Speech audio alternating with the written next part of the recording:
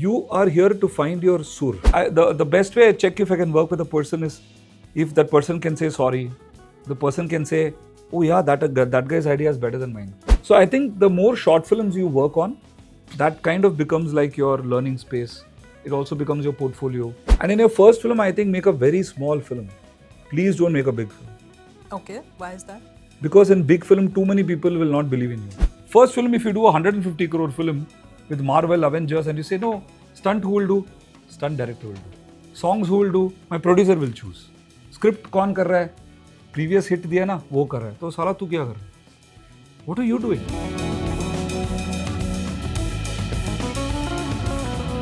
Hi everyone, I'm Priyanka Sinha Jha. Screen Academy is it's a non-profit initiative started by the Express Group. We have 50 plus members and who are experts in different aspects of filmmaking, and some of them are patrons of films and arts and culture. From the heart of India to the future of cinema, a new generation of storytellers is rising, and Screen Academy is shaping their journey. This not-for-profit initiative is dedicated to discovering, nurturing, and empowering tomorrow's filmmakers. With Lodha Foundation as its founder patron, with support from TAFE, and guided by veteran screenwriter Anjum Rajabali, Screen Academy bridges raw talent with world-class opportunity. Each year, it selects India's most promising young storytellers for fellowships at premier institutes such as Whistling Woods, FTII and SRFTI. Through mentorships, masterclasses and industry internships, Screen Fellows learn not just how to make films, but how to shape the industry itself. Because Screen Academy is built by the industry for its future. A powerhouse of visionaries, creators and icons, all brought together as Screen Academy members. It's a list that combines imagination, inspiration and impact.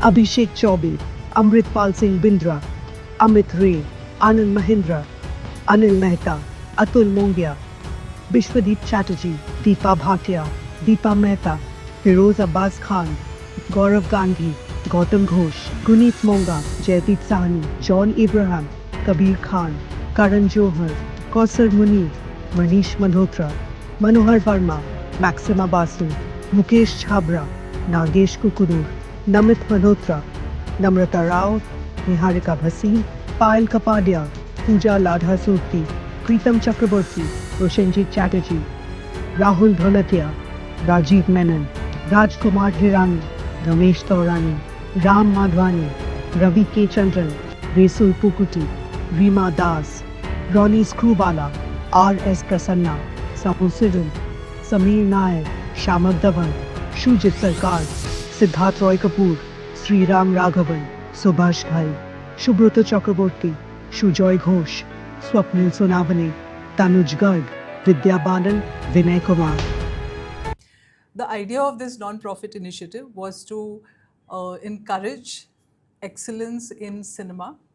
So today for our second edition of Screen Masterclass, which are these sessions that they get to interact with bright students like you, we are going to ask Prasanna, R.S. Prasanna. I take the liberty of calling him Prasanna because I've known him for some time. Of course, we are very good friends. Yeah. But he's a filmmaker par excellence. All of you are familiar with his work. He's made, this, I don't know if you've seen Sitare Zameen Pe. All of you promised me that you've already seen it, right? Yes. And he made the film called Shubh Mangal Savdhan, both in Hindi and Tamil. And besides that, he's a gold medal winner for his short film that he was being very modest about. He's from the L.V. Prasad School of Filmmaking and Television in Chennai. And now he's on to his next big project, which is hopefully on Ramanujam, and which is going to be a very exciting project. Yeah. It's an international project, right? It's an international project, yeah. Correct? Yeah. Because I'm also turning producer. Oh, congratulations. Yeah, thank you. Thank you. So he's going to, Sitare Zameen Pe, which was a recent film. We'll talk about his film on Ramanujam in the due course of conversation. But Sitare Zameen Par, which was his recent film in 2025, a remake of this film called Campion, a Spanish film, right? Yeah. Which had been sort of adapted in various languages. Lot of languages. Yeah. Including, I think, Arabic, correct, Mandarin. Yeah, and then Hollywood. Hollywood, of course. Obviously. So he took on that film. He had a cast of neurodivergent actors. How do you retain individual voice, your individual voice as a creator in a mainstream film? So first of all, thanks guys for coming, and it's always a delight to talk to film students. Priyanka was right about everything except I take.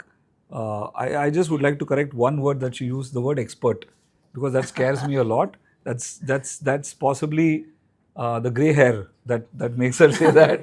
But instead, I would like to look at myself as a learner who's losing time. Okay, so I'm a learner and I'm losing time like all of us are. I want to learn so much, and there's so much to learn every day. So many interesting people you meet, so many interesting places you go to, too many books to read, too many movies to watch, too many stories to tell, and we're all losing time. That's been the sheer terror of my life, that oh my god, there's so much to do and I'm so incompetent and I don't know how to get this story across. That's the struggle. So when I was in film school, the library was for me the safe space. The screening hall was the horror chamber, because screening hall you see all these brilliant works and then you're like, you feel so small. Right. So the first year of my film school, I was an abject failure. Okay. Yeah, because you're watching Satyajit Ray and this one and that one, and half of it you don't understand, and half the time you're sleeping also, you're dozing off, and they're saying yehi hai cinema, then you're like very confused. Right. And so I started doing cinema like, it's like you fall in love with a girl and you're like enjoying that process, and suddenly you get married. It's like, Okay. suddenly a formalization of something, and then you have to pay the bills, you have to pay this, and like, but I don't get to spend time with my girl. Right. So it's almost like that, like I was making short films at home, like independent, just making my dad act, my mom act. So it was a very fun thing. And obviously I looked forward to this. And I was doing my engineering too. And suddenly you go to film school and you realize that you're lost. Right. Now there are also other people with the same disease that you had. You're not unique anymore. In my house, I was the only guy. And my dad and mom are very encouraging. So they'd show my films. Now here everyone is like, and that guy's film is way better than mine. So I think that performance anxiety, metaphorically, am I man enough, came from that sheer terror of realizing that I'm getting lost. So I would attribute my professor, K. Hariharan, who's very sweet. He is a wonderful person. He is the principal of my academy, L.V. Prasad Film and TV Academy, and a national award winner himself. He told me, Priyanka, something very beautiful. He said two things. He said, one, you are here to find your sur. Your sur may be different from the other guy, but you find your voice, you find your sur. That is what this journey is. It'll be confusing for a year or two. Hopefully, because 2 years is the course. Second year, ideally you should have found your voice. So he said, just do your stuff. There's too much noise right now. But within this, you will find your, that whisper. And Spielberg says it too, that intuition doesn't scream at you. Intuition whispers. Right. So you have to constantly keep listening to that whisper within you. And society and everybody will try to drain that voice out. They would like you to believe you're not unique. They like you to believe that you're just like everybody else. Yes, we are like everybody else in many ways, but there is a reason why you are here, all of us are here for a reason, right? And if you're a storyteller, there's a reason why you become a storyteller, is what I believe. Right. So you have to train yourself to listen to that voice within you. Why did you want to make movies? Right. What are the movies you like? Study only those movies. Don't watch movies because I am telling you to watch. Even my own son, he's interested in, movie making, not because of nepotism, but generally. He's also interested in science, whatever. Right. But now he's into I can see he's into full Marvel. The short stories I did were terrible. Like short films were all boring, very philosophical. Right. I'm a big Ayn Rand fan, so very esoteric stuff which nobody wants to watch. Right. But that is me, and I won't ever change that. Whereas his short stories are all like, suddenly there's a blank room and tada, this Hulk comes in stop motion, and then there's a Superman, then he's hitting each other. He's very different. Now, if at all he becomes a filmmaker, he should make those films. Right. I should not tell him to read Fountainhead and those things. That's his eyes will glaze over. Right. Right? So I think all of us have a unique voice and we should find that. So I think that the struggle was there in the first year when I seeing too many cinema, talking too much of, stay away from conversations about cinema. Yeah. Don't go to film clubs too much. Don't go to too many film festivals. And don't try to pretend. If somebody would say, oh, you've not seen Kurosawa? Oh my God. Say, I've not seen Kurosawa, so what? Yeah. And hold on to the movies you like, yeah. Like I love Mani Ratnam. I've been in classes where the Indian mainstream has been derided completely. Yes. And that's the usual norm. You know, some French guy, some... But for me, I have grown up admiring Kamal Haasan, Mani Ratnam, Balachandar, Gulzar Saab, Right. Sanjeev Kumar. This is my cinema. Why should I look down upon it, right? Like Rajamouli, for example, is a big influence. Influence Inspiration. nowadays, you know, Yeah, the kind of, I'm saying from Bahubali Right. on, only I got introduced to the genius called Rajamouli. So I think these things tell you who you are. So who you are will inform the kind of movies you make if you're very lucky. So don't be calculative. Don't think that पहला movie मैं उनके लिए करूँगा, third movie I will do mine. There will be no third movie if your first movie doesn't work.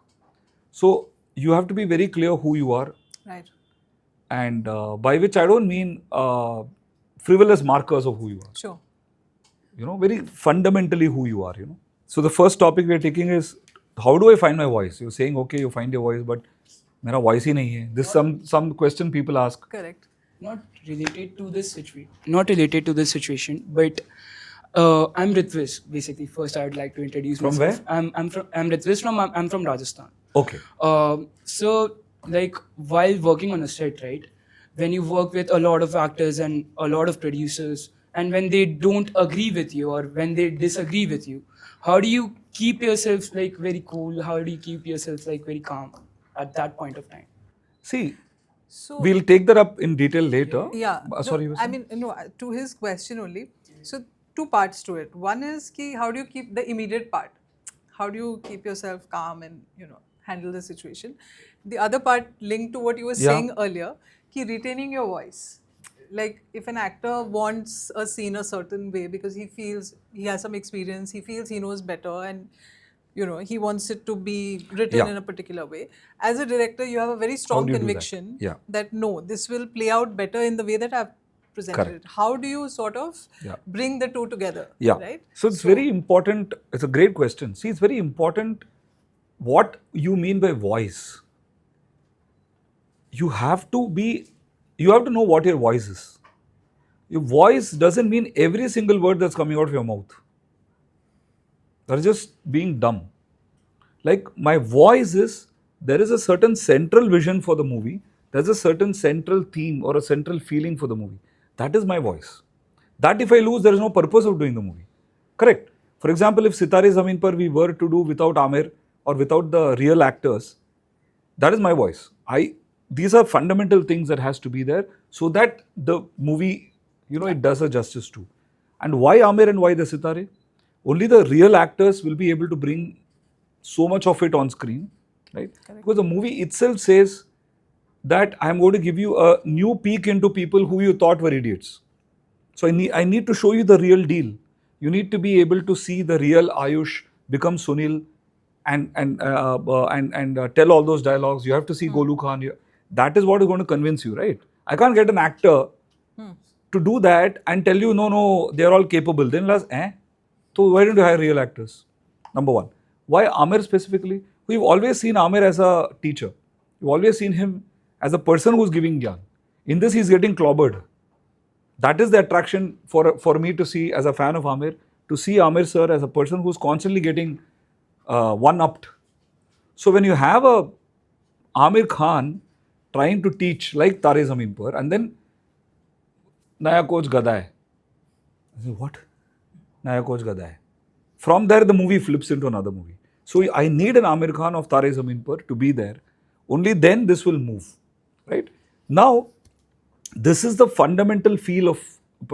But if I were to say, no, you have to stand only there. No, you have to breathe like this. No, you have to walk like that. That is not called following your voice. That's just being stupid, and dictatorial. And you must understand that you have to, as a director, you have to do You have to bring out your voice through other people. Your journey is to make them find their voice. It's a leadership role. And most often in India especially, we understand leadership as a power.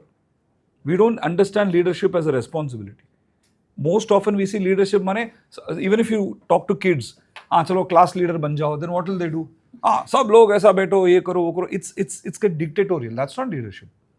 Leadership, I think this is best expressed by Del Toro, the director. He said recently, and I love the quote, I don't think I've ever seen a definition of direction and leadership better than that. And he says that direction is like gravity. You will notice it when it is not working. Everything will be flying around. Whereas when it is there, it will stick everything together and there will be a center.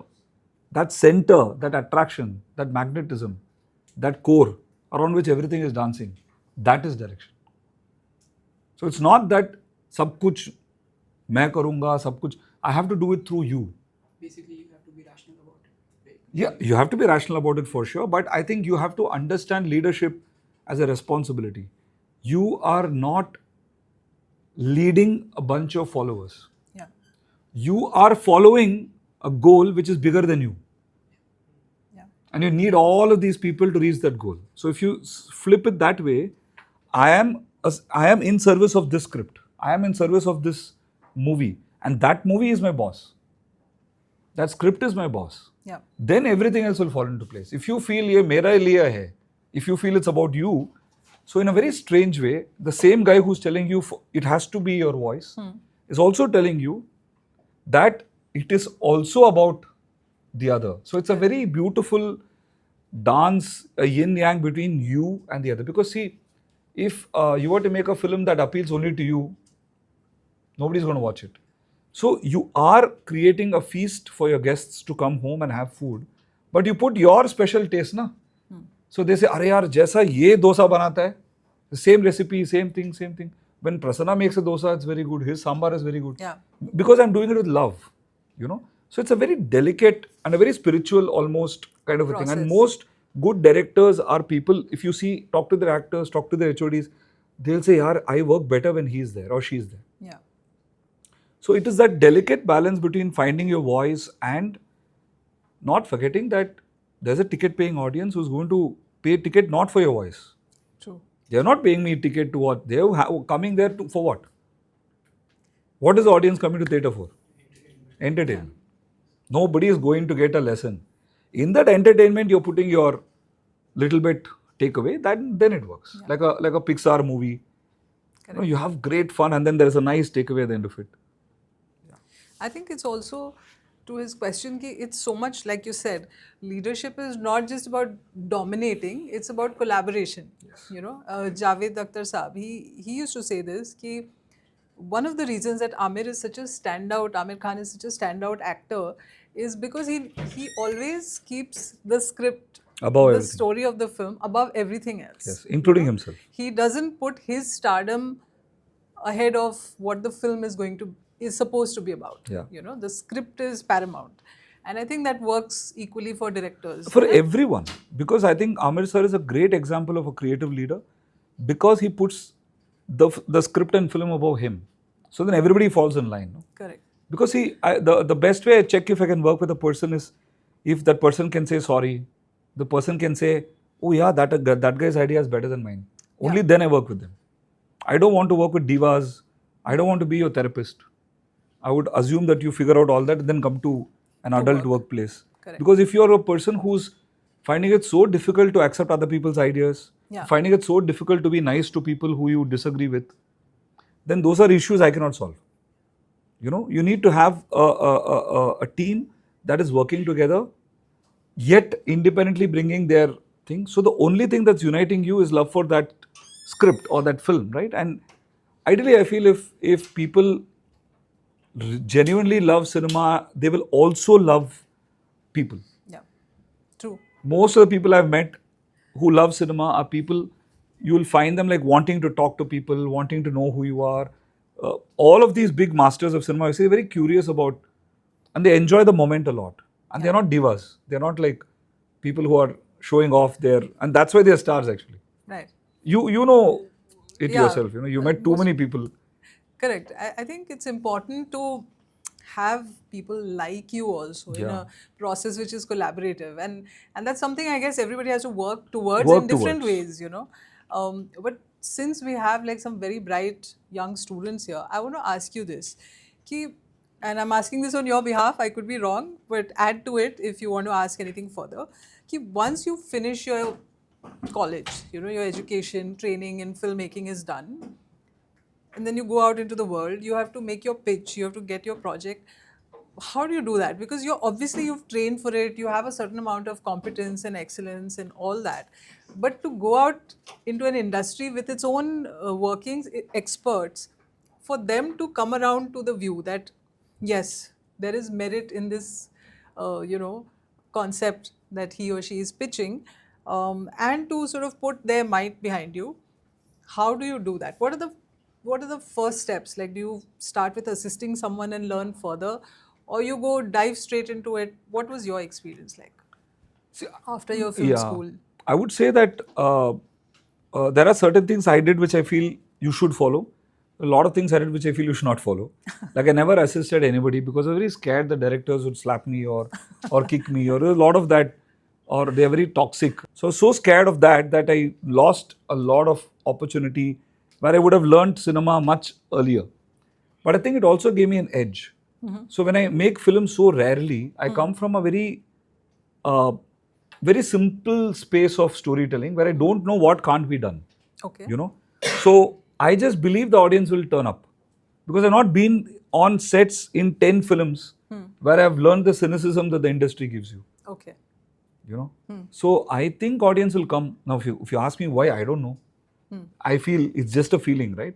But if you're with too much of cinema around you, then you start becoming intellectual and people start asking you questions and you start looking at data and all that, which is anyway, after a point, nobody knows. Correct. So I feel certainly the thing you should do is make short films. So I think the more short films you work on, that kind of becomes like your learning space. It also becomes your portfolio. Make films at home with zero budget, stuff which you do on your own end to end. Even if you're a sound department, whatever, but try to make short films where you write, direct and act. Let it be horrible short films. But it will make you understand every single department on your own. Right. And I think if you're pitching something, then your short films become a very strong point. Showcase, yeah. Yeah. Because if you have assisted somebody, that's a different skill set. Like if you come to me and I'm a producer and you come to me, the first thing I'll want to see is a short film from you. I'll want to know what sort of cinema you like, certainly. Right. And I'll see your short films. Then I'll read perhaps a script that you've written or a sample of a script that you've written and a synopsis of your story. Like these 2-3 things will give me a lot of understanding of who you are. True. And I think that is a very big step. If you already have 2-3 short films where your craft is shown and you also have a couple of story outlines at least, which you have written or written with a friend, that is sufficient for you to at least start a conversation, right? But I think it's your work. I think finally, cinema is something where I can't see your face and say that what is your... Some people read faces. Look at a face and say, you will be Spielberg or you won't be a Spielberg. Who knows, next 1 year, one of you might make a Durandar and, become a 1,000 crore director or whatever, Who can tell? So many of the topmost directors were all kicked out, were all like told you're useless. Right. And so many of the top actors were told you're too tall, too short, too dark-skinned, too white-skinned. So nobody knows. But Prasanna, I'm just flipping your question. Yeah. Just to break it down a little bit more for them. Obviously you can't look at someone and say, okay, you're going to be great. But having been having worked with different people, having observed multiple people, and you're a very sharp observer of people, any sort of particular things that you've seen are in common to creative people who've been successful? Like 2-3 things that you can say. Sure. I think people who are doers, you know a doer when you see one. They would have done a lot of work for no money or for less money. And they're not chasing success in the traditional Like the really good ones are the ones who are constantly doing stuff. They're not waiting for permission from somebody to give you a film. They're already making it. They are people who are already able to crack, basically problem solvers. Okay. People who are very eager to learn and yet are very strong about the core of it. Right. Like if I'm looking at a director where I'm producing, I want to see a leader there for sure. Somebody who's not looking to me for anything other than supporting that vision. Right. I want to see confidence. I will possibly challenge by asking dumb questions and just see if this guy is telling me in a nice way that I'm dumb. Okay, because very important. I can't have a yes man as a director. Yeah. Okay, or a HOD for that matter. I don't want people who are telling me what I want to hear. So, for example, if you're pitching me a story as a director, whatever, about let's say a lion in Masai Mara, I'm just saying, I will possibly wantedly ask you why not a lion in Gir forest. It's easier to shoot there. And if you immediately say, हाँ वो करते हैं, then I'll be a little like, okay, but why? Why are you willing to change something so fundamental? So is it desperation? Is it, or is there a thought out strategy behind your answer? See, because we're all building castles in the air. In cinema, nobody knows. Cinema is made after putting in 100 crores or 50 crores. You can't like make the film and then say, okay, I'll buy it. You build it as you go. It's all dreams, right? So what do you go on? You're going on the energy of the director or the HOD. Also, I think someone who's like Amir sir says so beautifully, who's dying to tell a story. That's very important. Like, is this story something that you want to tell because it's a film, or you want to tell because it's you and it's your thought and all those things, right? And also, certainly, I feel somebody who's a good person is very important for me. Right. And by which I mean, what is the definition of a good person? Just somebody who's professional, who's Good work ethics. who's respectful towards everyone, who's disciplined, who wants to come on time, go on time. Like I have kids too, so I tend to see that everybody comes on time so that we can go out on time. Right. I generally tend to work, and these are personal things. I generally like to work with people who are like what do I say? Get done with your work and then have a life outside. Right. Whether it's family or pub or single mingle, whatever the status of your relationship is, I want you to have a life outside cinema because that's where the real cinema happens, right? So yeah, I think these are some of the things, and I want to know who you admire. I want to know what are the movies you like, and then are you passionate about cinema or just doing this as a means to some end? So there's some of the personal quirks of mine, may not apply to all. To everyone. Yeah, but I think you kind of see that also other things, I think very important, somebody who takes responsibility, who gets things to happen without being an asshole, if you may use the word. Like a lot of people are just like bossing over the other person, and so then doing politics and all that. So that doesn't work for me, at least, and for most of the people I know. I think people who can get things done, Right. who are also kind of respectful. I think that teamwork is so important. You cannot be. Everyone is an individual. Everyone is passionate. Right. So we are going to have a million disagreements, a million of them, which is fine. So the disagreement has to be for the film. Disagreement has to be in a civil way. Should not be fighting. If you start fighting for every disagreement, you will. Yeah, it's not possible. too much chaos. It's like a relationship. You're going to have 2,000 fights, 2,000 disagreements. They cannot become 2,000 fights. Right. Okay. I'll say I want Bisleri and you'll say I want Aquafina. It's okay. That's how life is, right?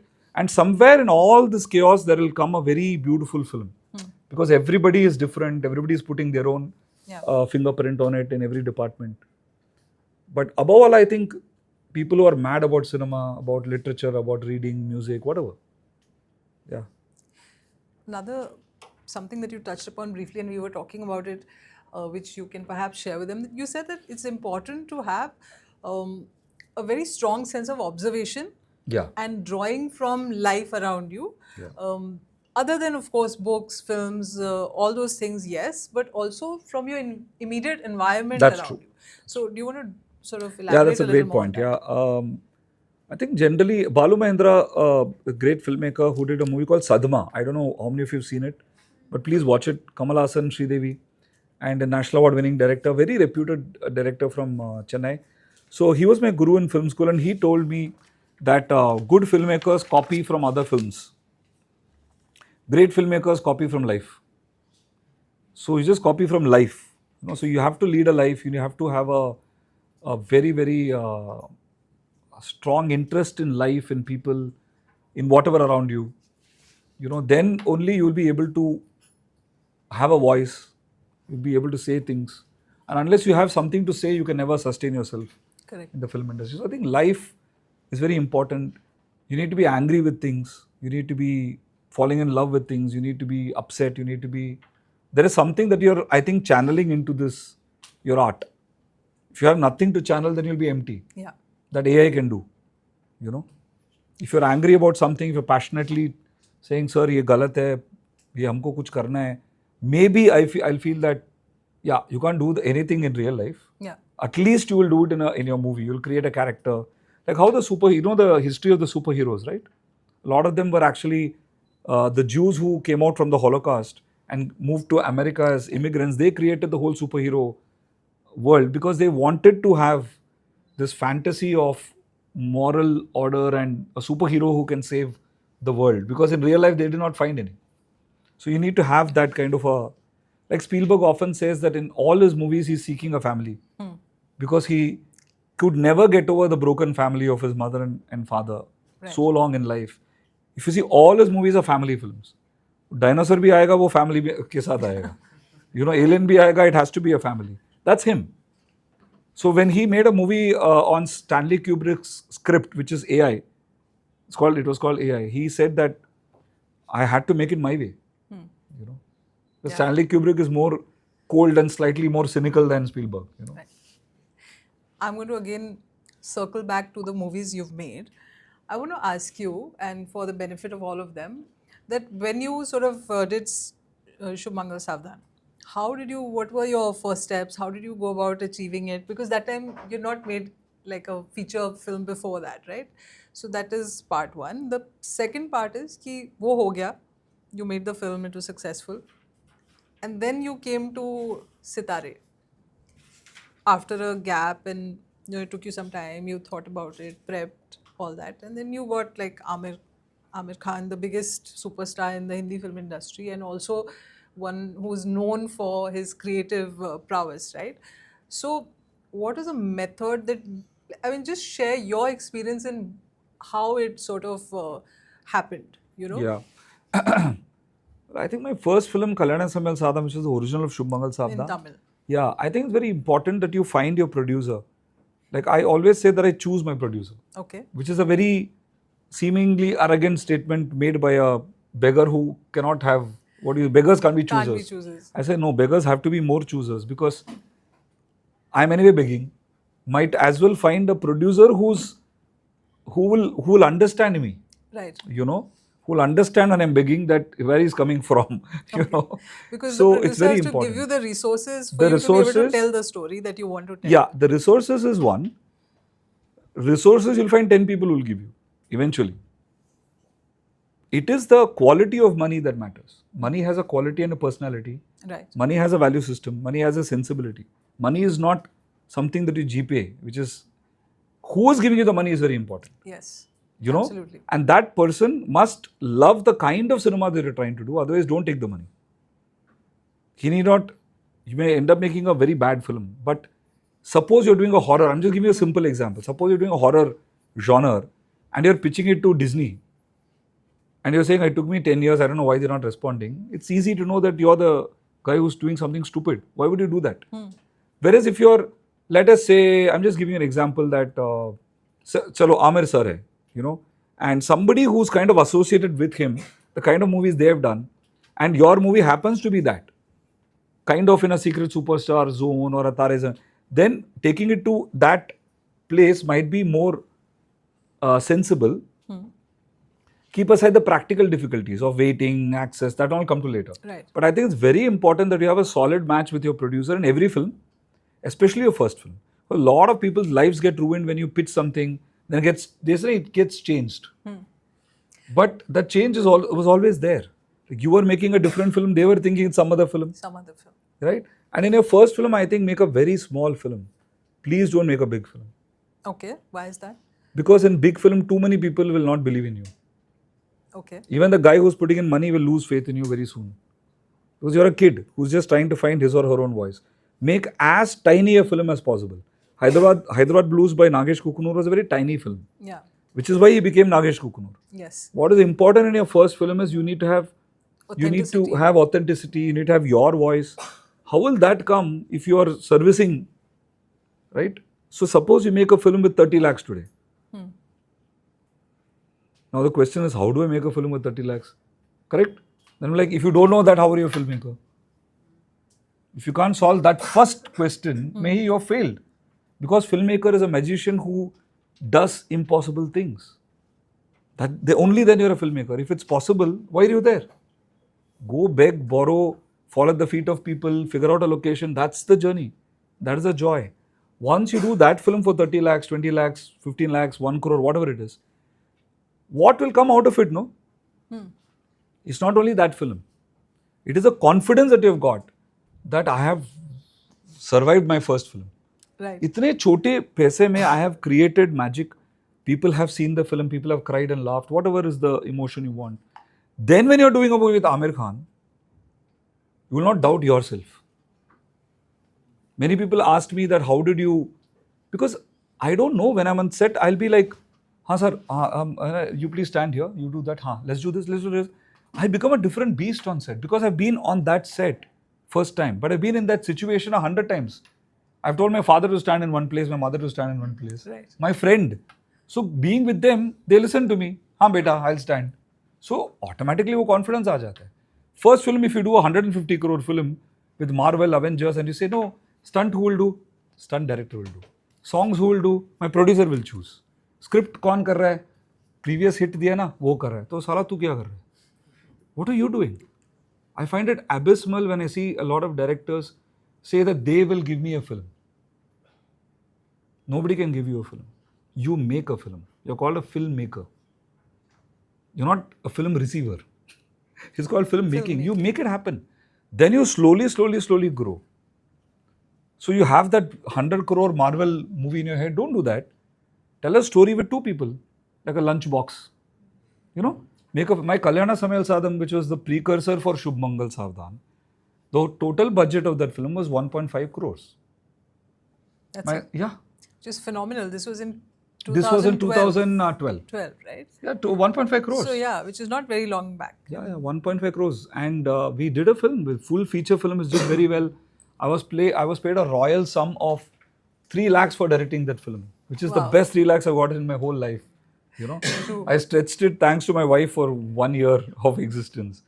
You know, and that's it. I would have done it for free. Right. But I needed the money to survive. So, but yeah, that's how you make films. And when you survive that, and then you take it to the audience, and then you see nobody has turned up on Friday afternoon show, except 2 couples and 1 guy.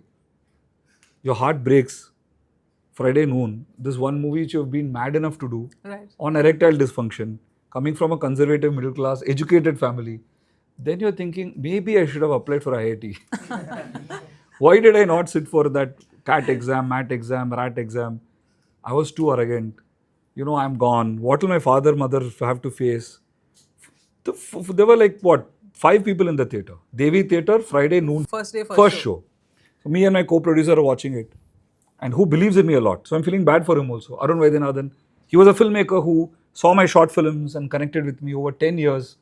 You know, built a relationship with him, and he's sitting there. I am also sitting, oh my God, I've let down the whole team. Who's going to watch? First 5 minutes, 10 minutes, nobody's watching. They're like making out and, you know, romancing and whatnot. And then 15 minutes into the movie, they got into the movie, Priyanka. They started laughing with the film. And that's for next 40 minutes, we got that first glimmer of hope. Right. So, our picture flop hai, complete flop. Not 1 rupee is going to come back, but 4 people are liking it, who are watching it. That itself was a big validation. Then we call up our distributor, and he says, "Who asked you to go watch first day first show? You're doing movie with Rajnikant or what?" It's a small film. Wait, he called it a Saturday Sunday film. Word will grow. There's a press show happening at 3 o'clock. Come and see. So we were like, okay, press is going to rip us apart. Like, what nonsense, sanskari mahol mein you're doing this film. They loved the film. They mobbed me. Okay. That is when the distributor itself got confidence. Before that show, that distributor himself is telling me that pata nahi kya hoga tere saath, what picture. When he saw the mob coming, he said, maybe you have a chance. Let's see. This is in Chennai. Chennai. 2012. That's how the movie happened. Then Saturday, Sunday it grew. Then within a week, I think week or two, I was there in Bombay. I had put up a special show here. And then Anand Rai was there, who was watching it, Anandji, a couple of other filmmakers. And that's when I got the film as Shubh Mangal Savdhan. So within the few days of the release Within of the 3 film, weeks of the movie running here, because that time there was a lot of hype about, even now, about remakes and all that. correct. So then correctly at that time, we put a show here called Invited People. I must thank Lekha Washington, the heroine of my movie. She arranged a lot of people to come. And they loved the film. They were laughing with the subtitles. And Anandji hugged me and said, I want to make this film in Hindi. And you will direct it. Let's start talking. And then it started. That took 2-3 years to that journey. So I think it's very important for you to grow the right way. Make a very short film for 1 minute, 2 minutes, get the confidence. You know, being a director or being an HOD, it's a very, very on the job kind of a thing. Right. How much of a theory you learn, Yeah. it's like swimming. You can have all the theory, but you can't say I swam very well on land. But sara pata nahi water mein kya ho raha hai. But that's where you're supposed to swim. You know. So on set, in whichever department you are going to be pushed into a lot of corners. There won't be time. If you're a sound person recording on set, it's going to be noisy. Yeah. That's why you're there. You can't say everybody was not silent, but that's how it is. So if you're what are the department? Production design department. Somebody might say last minute, ki I want that color to be changed. It is wrong. They should have told you 1 month ago, but what to do? People who survive these kind of chaos are the ones who finally make it. Right. You know? Yeah. Very important. Surviving chaos. Yeah. Second part, your movie Sitare Zameen Pe. We spoke about this again. Like, there's a gap. You've done your successful first film, second film, worked out well. Then you sort of, how did you go about Sitare Zameen Pe? Was it reaching out to Amir first, or was it that you had this story which was very close to your heart and you worked towards it, and then you approached Amir too? Because then he would also want to see your conviction in this kind of a story. So share a little bit about that, and then I'm going to open it up to questions from the students. So I think after Shubh Mangal Savdhan's success, the only feeling I got was relief. Okay. And I wanted to run away from Bombay. I was meeting a lot of lovely producers, but I was spent. I was exhausted. I did not have a voice. I just felt completely drained by the experience of making this film. And went back to Chennai, where my life is, and my second baby got delivered. So spent a lot of time, 2 years, went like in so many diapers and all that. So I was meeting lovely producers. I was possibly on the quest of finding my writer, you know, and finding my bunch of writers and my team. Okay. Because I knew that, okay, now I've got a calling card, now I have to build a certain path. Yeah. But I need to do it very carefully with the right kind of people and all that. So I think around that time I'd found my this wonderful partnership with Divyanidhi Sharma, who's now my friend and writer. He writes for Anupama. He's written Chiraiya, which is a huge hit on Hotstar. He's written Sitare Zameen Par, written Hira Mandi, Lapata, the additional dialogues. All of that came much later. Right. So that time I just connected with him, used to meet writers a lot. So I was one of those directors who, if an actor wanted to meet, I would not go. If a writer wanted to meet, I'd go. Because I know that writer is the superpower, because I'm a writer myself. I know that the writing is where, you know, the magic happens, and we'll figure out the right actor and all that. So I was doing that and generally living life, and before I know it, COVID happened and all. So around COVID, I got a call from Amir's office. Shamat was the guy who called and told me, we'd love to work with you at any point if you have a script for the production house of Amir sir, happy to read. And I didn't even know when he called me that it was Amir sir's. He said, I'm calling from AKPL. Right. I thought must be some firm. Then later on, I realized it was Amir Khan Productions. Okay. You know. So then I think around that time, maybe 2019 or no. Yeah, I think 2019 was when I got a call from Sony, one of the executives from Sony, Kalpesh. He's left and joined, he's in Jungli now. He told me that there's this lovely movie which I feel only you can do justice to. Okay. It's an adaptation, is that okay? I said, yeah, I'd love to adapt stuff. But I would rather tell that this is the source material than say that it's an inspiration, and I want to pay for the rights and do it properly. So that's how it started. I saw the film, loved it. Divya loved it, and then we took it to Amir sir. Luckily, he loved it. Okay. And then, then it happened. But that, now I'm saying it in 3-4 seconds, but it took 4 years, 5 years. 4 years. Yeah. And there was that phase when you, you were like sort of working on it, but Yeah. at the time that Amir was not he was not sure whether he was going to act in it or just produce it. Yeah. How did you convince him to also act in it? So basically, there was a time when we were waiting, the whole movie was about to happen, and everything was ready, and then Lal Singh came and it hit him badly. And he's a very emotional person, very sensitive. So there's a 1-year break that he took from acting. Okay. And all through that time, I would say it was the best time of my life. Getting access to Amir sir, because he had time, and he was spending time with family and friends, and I was very privileged to be part of that gang. Right. And I spent like amazing time with him. And during all the time we were talking about Sitare, he was very fond of the movie and the script and me. And I knew that he was just going through a lot of confusion in his head and his heart. And I kind of understood that possibly for him, it was the same, love with which he did Lal Singh. Correct. And whatever he does, he's going to do it with the same love. Yeah, so he needs to take the time to heal, to find that confidence again. And I felt that I should just let him be, just let him be. So first thing I told him is, right, sir, if you don't want to do the film, don't do the film. I'll do it with you 10 years later. But I'm not doing it with anybody else. Right. And absolutely no pressure. If even then you don't want to do the film, we'll can it. But honestly, I don't think anybody could have done the film without Amir. Right. As a producer, as an actor, as a superstar. Absolutely. I was so clear that he's the only person who's going to do it. Otherwise, I don't want to do the film. Because I know the journey would not be as beautiful without anybody else. Correct. It's only Amir sir who would have stuck with me, understood the film, given the love to the Sitare, set up all those systems, spent all those money to make sure the director gets what he wants, the Sitare are comfortable. I genuinely feel after this, hopefully many people will use this as a template. But for such a big thing to have happened, and with no questions asked, with complete faith, I think there's only one man who can do it. It's but Amir. Also, to have that conviction where you say that, we're going to stick by this choice, we would rather wait and or not do it eventually if it doesn't work out. To be prepared for these eventualities, you know, and have that clarity. But Amir Khan is the actor I want on board. Where does that come from? Experience or is it? I think I'm very afraid of process going wrong. It's very simple. The answer is very simple. Right. Many people ask me why you didn't assist people. How were you so confident? Actually, it's fear.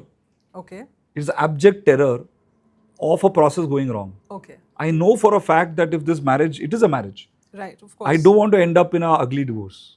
Because if this movie has to happen, it has to happen with certain energies on it. If that energy is off, this movie is going to be destroyed. Right. And if this movie is destroyed, not only this film, not only my name, my career, but 10 other films which will come with Down syndrome and autistic actors will be stopped forever. Right. So then you need a person who's very aligned with that kind of a thing. And I think I'm a very sensitive person. I would rather not do something than go on a journey where I'm feeling unsure. Not unsure. Or unconvinced. Unsure or unconvinced. I think also on a journey where I don't believe this thing will happen. Okay. Where you yourself are not I cannot outsource my judgment to anybody. Right. Even if it's a bad judgment, let it be mine. Sure. And I think Amir sir is also very similar. Right. So I think that's why we got along. Okay. Like I know for a fact that this central energy has to align. See, if my actor is, for example, take Ayushmann Khurrana, for example. Never once he asked me, the one question which any other actor may have asked me, hey, I'm feeling insecure about playing an important man. Never once.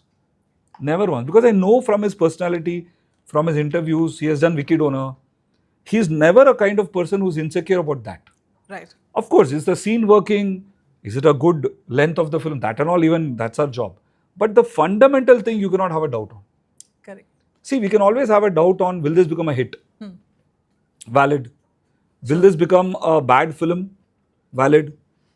Do I believe in this film? That cannot be the question. Yeah, the starting point has to be that it's like starting a relationship where you don't love each other. then what is the point? If you love each other, doesn't guarantee that you're not going to have any conflict. But if you love each other, only then will you be able to resolve the conflict in the first place. Then you can move forward. Yes, you'll and find resolve those a common issues. point at some point. You're like, okay, listen, at least we're fighting on these 100 things, but hey, we want to make the same film. Yeah. You come back to that core and then you resolve your conflict. So I knew that without him possibly kind of leading this, and same thing I felt with Ayushmann also. And my first actor, his name was Prasanna also, Kalyana Samil Sadam. Never once he asked me, hey, I am playing an important guy, yeah. People will throw eggs at my face. Never once. Yeah. So I think it's very important to know that if you go through a journey with somebody who doesn't believe in you, a lot of people have done those things. I've become very successful. I have not been able to do that. It's my inability to do that. I need belief. Right. At least for the core idea. You can believe that I'm not good enough as a director. I'm fine with that. Right. I will learn. I'll become better. I can convince you. But if you don't believe in the subject itself, then it's very difficult for that not to ruin the process. Sure. Yeah. Anyone with a question? Yeah, please. So Just introduce yourself so that. Yeah, your name, where you're coming from. Which. So my name is Janak Solanki. I'm from UPG. I'm doing. What is UPG? UPG College. Where is that? Sangvi, Villapalli. Okay. Yeah. So my question is really simple. As you said earlier that you're a learner. So what was your biggest learning while your direction during Shubh Mangal Savdan? Biggest learning for me to, I think the biggest learning inside the film was to kind of, the biggest focus was to retain the innocence. That is, I think, very key when you're making a movie on erectile dysfunction. To retain that innocence is the job. The biggest learning is to allow other people, because Kalyana Samil Sadam I wrote and directed. So that's me completely, and I have of course contributions from other people, but primarily I'm in control of the writing too. Here it was interesting to kind of let go of that and let another writer adapt it in a manner which will suit another culture. So that was also a wonderful learning. But largely I think moving from an independent setup where you're working with a producer, directly fighting with him or her, and both of you, it's like a smaller unit, to coming to a studio system where there are a lot of layers between Anandra and me. And that was a big learning for me. Like, oh, it's not just Anand, it's also people who are working with him. So what I tell them can get interpreted in a different way to him. So just that larger organization and lost in translation and how to manage that. So how to kind of retain your voice and your conversations through this larger system, which is going to be the norm. Now, when you grow higher and higher, you will land up in bigger and bigger organizations where you will have to kind of learn how to deal with a lot more people, with a lot more opinions, because the budgets are also higher. So if you want that, you cannot say, no, but there I had more freedom. Yes, there you had more freedom, but you were paid 3 lakhs. You're very happy to continue in that. So that was a big learning for me, how to deal with bigger systems, larger team, larger number of people. And I think in that I was really guided by, I think, Anand sir's love for me and that faith. That's why I said it's very important To have to have that one person who's believing in you, right? Because everything else can be discussed. Yeah. But if this belief is not there, that okay, Prasanna is the correct director and which he always had. And I'm eternally grateful to him for that. Because only that is the kind of like a North Star to hold. The driving force. Yeah, because think about it, for him to trust a guy from Chennai who's done a film for 1.5 crores. Okay, I'm sure if I were in his team also, I'll say, sir, are you sure of this guy? Like, are you crazy? Like there are so many other directors who are more experienced in, but he said no. Whatever it is, there is something in him which is so beautiful and I'm thankful for. So that was a big learning for me to keep that relationship and the relationship with other teams who have more stakeholders, more budget meetings, more marketing meetings. So that was a fantastic learning for me. Yeah, thank you. We'll ask him. Let him ask Then the we'll come question to and we'll come back. Yeah.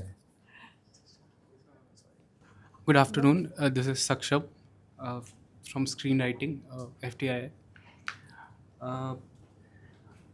My question is related to Shubh Mangal Savdan.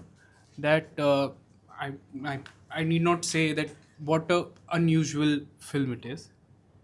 But if you look at the film, it challenges what in the very core, like what we perceive of a story. Like to build a narrative out of a thing like erectile dysfunction. It is so like, how can you make a movie about erectile dysfunction and then something uh, life, like something to be or not to be, like somebody's life is at stake or things like that are not happening. So I just want to ask you, what is your approach to an idea? And in that question, I would also like to ask, what do you think is a story? What is the basic components of it? Wow. I knew when you said FTI that you will come up with an inception level question. So what is your first question? My first question was ki, how do you approach an idea? Like, How do I approach an idea? like In terms of like- developing it? Yeah. Like this story is based on erectile dysfunction, but nobody would come up with the story that. Yeah. So, okay. How did I come up with the idea, I'll say? Because it was never about erectile dysfunction for me. It was irrelevant. I wanted to make a movie on an arranged marriage couple finding love. Because I was very fascinated when my elder brother got married with Bhavi in Chennai. They went through this matrimony.com, shadi.com. The whole house was in a different celebratory mode, like I found it very fascinating. And that was also the time when I was very vella. I was in college and also staying at home, bunking class, watching the whole families come alive. Right. And one of the family, like some discussion happening, ki that family is good, but this thing. I found it very interesting Right. that it was like, in a way, like like what you have Tinder now, that's like a family involved in Tinder. You have to kind of, the whole families are involved. And I found it very beautiful and very innocent that two people are able to meet for few hours or a day. Right. And then at that time, there was this thing that, oh, we are a very modern family. We used to see a photograph. Right. Now it takes 6 months between engagement to shadi. Right. Not that it is, the implicit thing is let them kind of spend some time and, let them know it Become familiar with each other. before we do it. Yeah. But of course, nobody is wanting it to break or something. But yeah, in that time, there is always this notion of decision making. Is it him? Is he the right person? Right. It's so difficult. Like I can never be in that setup because, like I said, I'm very paranoid about control, right? Which is my Achilles heel. But I saw my brother and Bhabhi kind of hit it off really well, and for very innocent, I said, why are we not romanticizing this arranged marriage setup? That would be different, And I found a lot of young couples at that time, around that time, going through this arranged marriage and being very happy, and a new form of man-woman relationship was developing. Yeah. Which is very different from what my father and mother were taught. That patriarchy was slowly being challenged by the guy himself, by the girl also. Yeah. Families also kind of understanding that. I found that a very beautiful mahal to capture. But then what is a conflict? Because you've seen enough of caste and this thing, money and this thing. Literally, I was at home making rotis for my wife who was working and earning the steady income. So she's everything for me. And I was making these rotis and all. And by the time what had happened was 2-3 years, I'd do some corporate videos because I chose not to work under anybody and all that. No? So constant mystery as to what is this guy doing. And sorry to say, but most of the people who were curious were women only. They were so upset that this guy is making rotis for his wife. Because possibly they were jealous, So I'm like, they were very bothered. Ki, you're making roti for your wife. She is earning money for you. I'm like, yeah, she is. So what? What's your problem here? And anyway, so they forgot that she's also making breakfast and going. Right. In spite of working outside. So anyway, I found all this coming together. This Nosi Parker aunties and all. And like, then there's Shadi and all. Like, okay, something is bubbling, very sweet, very nice. But it's there. And then like, what is that spark? So literally while making roti one day, I was thinking, okay, this very innocent couple, possibly virgins. And, conservative family. Okay, Shadi mein they're going out to Pondicherry or something, they're driving this thing. Then they'll possibly one day he's dropping her home. Parents are not there. Oh, maybe he'll try to do something. She'll also try to do something. And maybe it goes, and oh my God, they've not ever slept with anybody before. What if this guy can't get it up? That'll be fascinating, no? I'm like, oh my God, I've stumbled on a story. I'm like, quickly, is it happened in any film? At least in a fundamental way? Right. No. I got my first film. I call up my friends, I tell them this. And within like 1 hour, I cracked the whole beginning, middle and end. Including that in the original Tamil you should watch, it's on Hotstar. The original Tamil, the interval blockers, he gets a mysterious caller. He's trying to go to all these quacks and the girl is like very sweet to him and all that. And he gets a mysterious caller who says, I know what your problem is. Meet me at this coffee shop, at this place, at this time, prep time. Like, but who are you? And he says, I can't tell you. He's waiting at the mysterious coffee shop and all. And then the door opens and the guy who comes, it's his father-in-law. That was the interval drop there. And you should see the theatre going berserk. Father-in-law comes and, hi, Maplai, how are you? And then he still has a hope that maybe he's not that guy, he's just come. So the very interesting thing, and then he says, Papa, but Mama, this is, hello, first tell me, you want a cold coffee or a hot coffee? Then you put interval block there. Because, and then you kind of come back on a nice hook, right? And then they start saying that, he starts saying that, I am the mystery caller, blah, blah, blah. And it's like, but Mama, this thing, no, actually your girl, my wife, and we didn't do anything much. And he's very like, then how they kind of, he tells him that, you've been very sweet guy. And this is something that a lot of men go through, but they don't talk about it. So I will get it solved. And I would have written a lot of scenes why this father finds him a very ideal candidate. And says that you did this for my girl, you did that for my girl, you did this for my girl, you did... For me, all those things matter. I know you'll take care of her better than I did. So this doesn't matter. It's actually stress and all. And then he says, actually, I'm getting more stress talking to you about it. So he says, no, I know one doctor, I'll take you to him. And which I think was beautifully adapted in Hindi also by Himanshu and Hitesh, my writers. And the best thing I liked in Hindi is when they told me they take him to a veterinary doctor because nobody else. I said, that's even better, So yeah, this is how it kind of evolved. Right. And but when you have an idea, you kind of know it. Correct. You kind of... It's an instinctive... Suddenly thing that you... you've hit the nail on the head, like eureka moment. Yeah, you're transported to that scene happening in the theatre with audience clapping, which is 5 years before it actually happens or not. Correct. So yeah, so I think that's when the idea comes. But I'm a very mainstream filmmaker. I enjoy making people laugh and cry. I'm not a very I'm not a person who's in that. I want to find my voice also. I want to make you laugh and cry in a unique way, but I want you to laugh and cry. I cannot ever put a movie where you're like, "Arey yaar, ye bore ho raha hai," पर बहुत intellectual है. वो it'll I will not like that. Right. Yeah. Yeah, please. Sir, in that only question, What's the other question? what do you think are basic components of a story in general? Well, the basics, yeah. I think just the basic of who is this guy or girl who I'm traveling with? What does he or she want? What are the obstacles in that? And what does he or she really need? The want is different from need. You want something to happen, which is interesting, but hopefully there is a need which is like if you see Inside Out, the brilliance of that movie is the joy girl is kind of trying to go back, but realizes that sorrow is very important. So there's a twist in the end. I love such movies. Like there is something you're going after. You think that is what you want, but in that journey you learn something.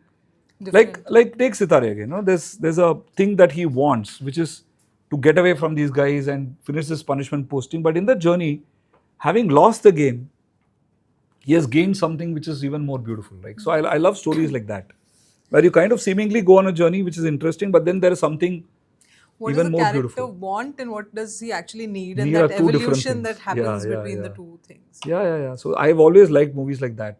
Okay. Yeah. You had a question. We should have some female rep guys. Hello, sir. My name is Adarsh Anand. I'm from Sound Department, FTI. So I wanted to ask, in film school, we mainly focus on art house cinema. Also the films we make during the film school are mostly oriented towards the art side more. But when you what was the process that you went into making mainstream cinema, And also, I wanted to ask about the like music aspect. Like in mainstream, the music is one of the most important things. Like in the songs and the like score also. So what was the transition like? Yeah, I loved mainstream cinema always. I was never a big fan of art house cinema, as they call it. Like a lot of art house cinema is very entertaining, and a lot of entertaining cinema is very boring. So I'm a fan of cinemas which were in the mainstream, like a Castaway, or a Philadelphia, or whatever, like a Titanic. I was always a fan of these movies, right? In Hollywood, for example, and whatever here also, like a Dil Chahta Hai, a Lagan. So they're very artistically made mainstream films. So I'm always a fan of that. So for me, that is my aspiration. So in art of cinema, I used to learn the techniques because craft is very important. So you kind of learn how it is shot, how it is edited, how the performance. I think a lot of art house craft has come into mainstream today, which is beautiful.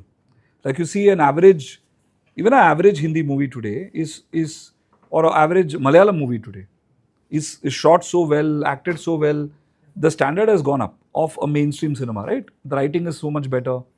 So I think art of cinema is like the R&D lab, where you try out new things without necessarily needing to fit into a pattern. But that's where your craft really gets, and that's very important. But for me, I'm a mainstream filmmaker, and that's very important for you to know in your heart. Which tickles you the most? Are you a sucker for that audience reaction, or are you a sucker for critical reception, for example, or for your own satisfaction of having communicated something? The confusion comes when you don't know who you are. And you can do all three also. Like, for example, some stories may fit more into the art house, which I may still want to do, which need not make you laugh and cry. But it takes you through a journey, right? But you should be clear what is that particular cinema that you're trying to do. At a very simple level. Like, I would like to tell a joke which makes you laugh.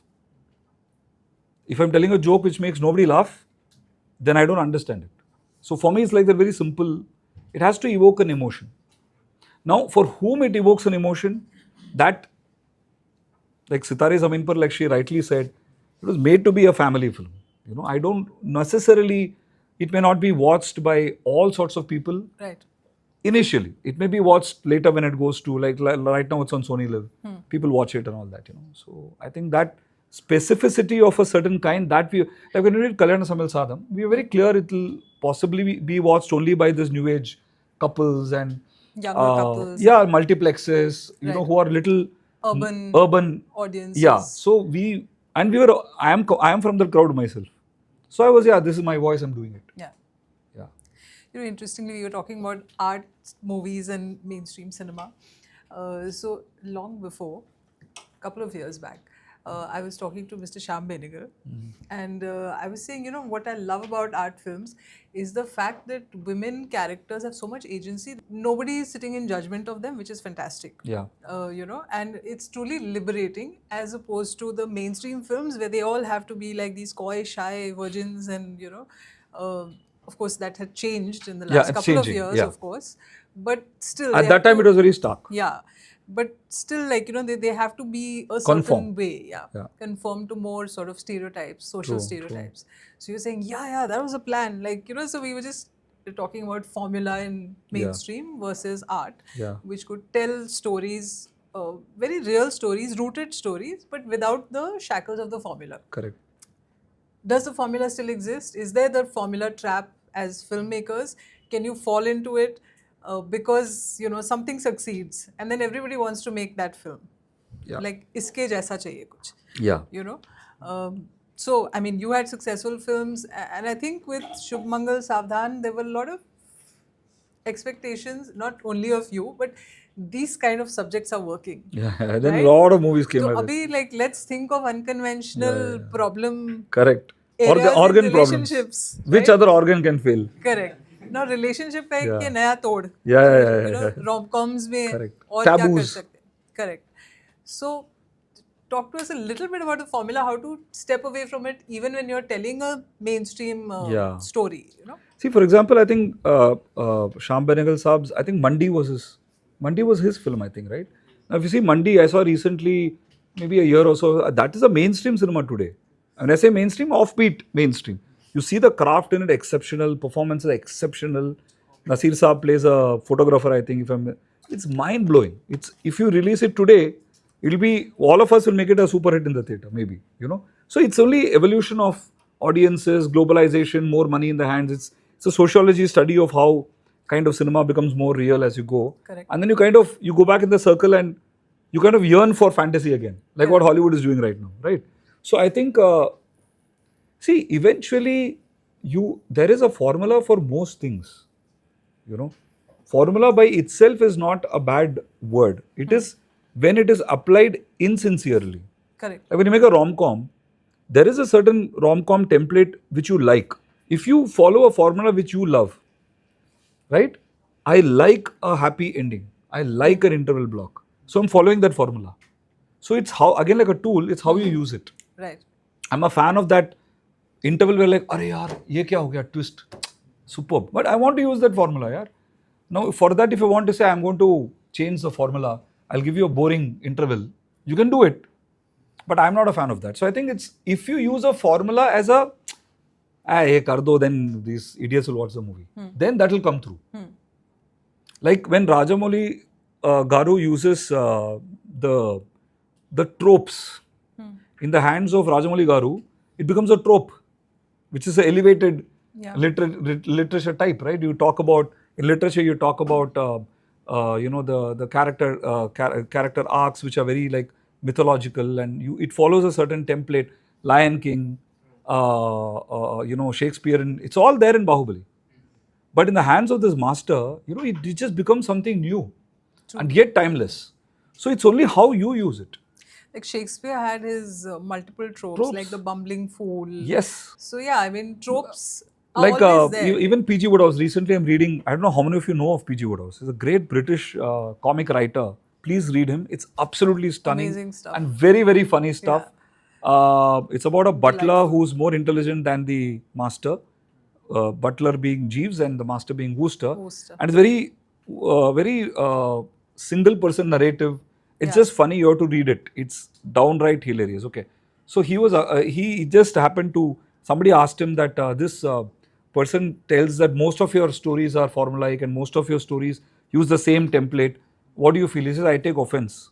It's not most of my stories, it's all of my stories. So it's like how you kind of use it, you know. So you need a certain template, but provided you have loved it.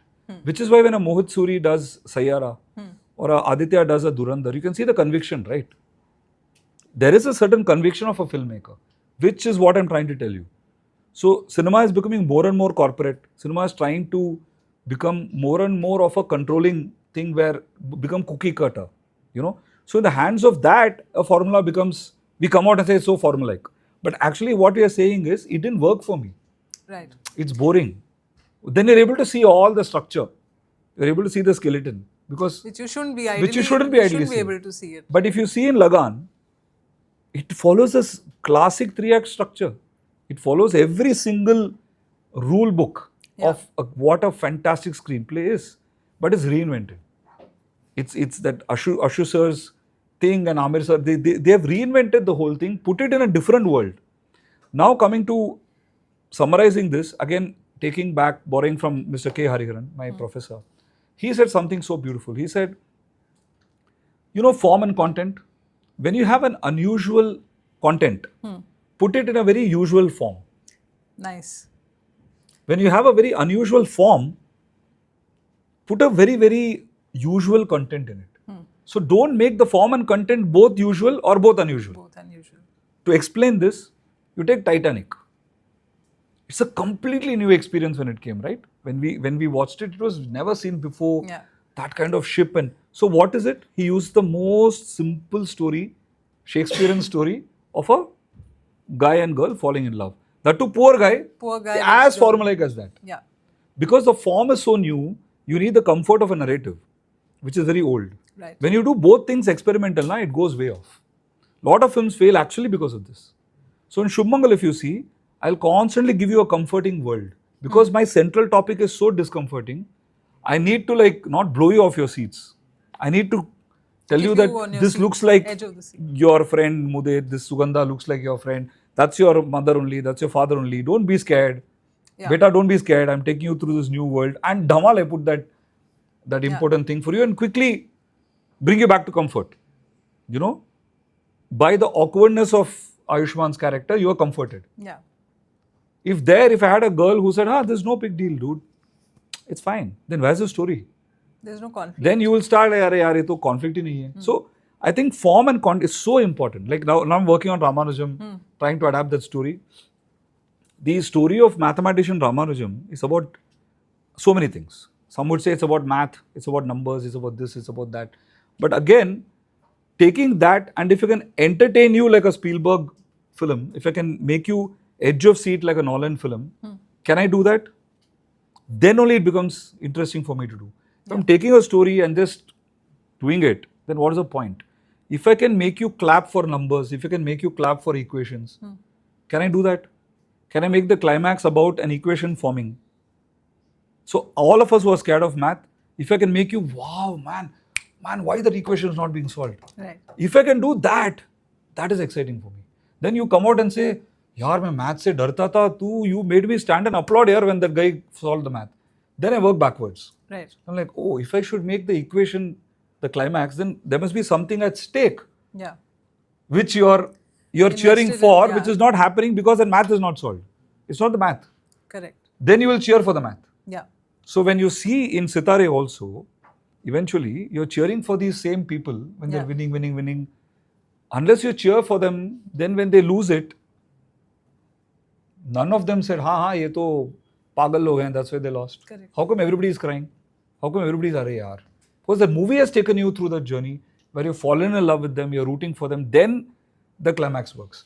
So I think that form and content is very important. So when you're any story that you're telling, I feel that I follow this formula of make your form or content, like kind of play off each other. I think that's a great sort of takeaway that, form and content combination. How do you package? Both the cannot form? be unusual, or both correct. cannot. You have to have. So just take any example of let's say you take a romance, and then you make a great musical out of it. Right? It's something that is giving you something more. Or like Avatar. Where there's a romance, but it's like science fiction. Yeah, because the world is so unusual. You need to see father, mother. Correct. Like Lion King. You see your father, mother, daughter. It's a proper Suraj Barjatiya film. Right. With the action angle. Correct. I mean, there if you go and ask the logic of how is this, somebody asked some amazing logic of like how is it that, why is it that lion's child is only becoming the king? This is racism. This is like privilege of caste. Correct. I said, the lion is talking. Yeah. That lion is talking. So don't take that so seriously. So seriously, yeah. Of course it is reinforcing that same thing which the Queen of England's son only can become. Correct. But I need that familiarity. Yeah.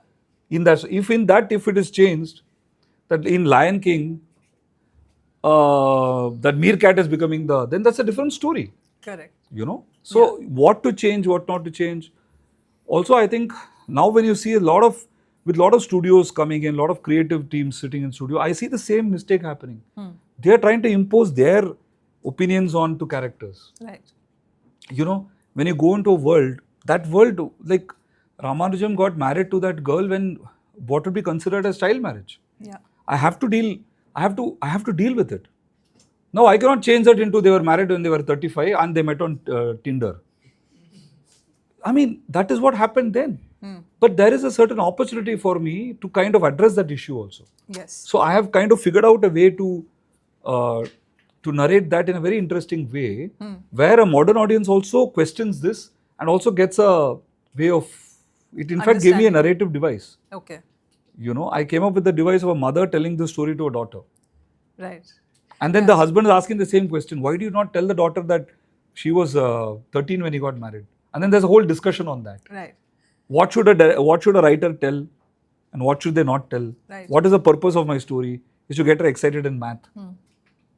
Correct. So I converted what could be a problem into an opportunity to write it as a meta, kind of a thing. So I think if you do it that way, it's very interesting. But I think if you're making a very unusual topic, then it has to be very familiar Yeah. in the narrative. By which I don't mean unsurprising.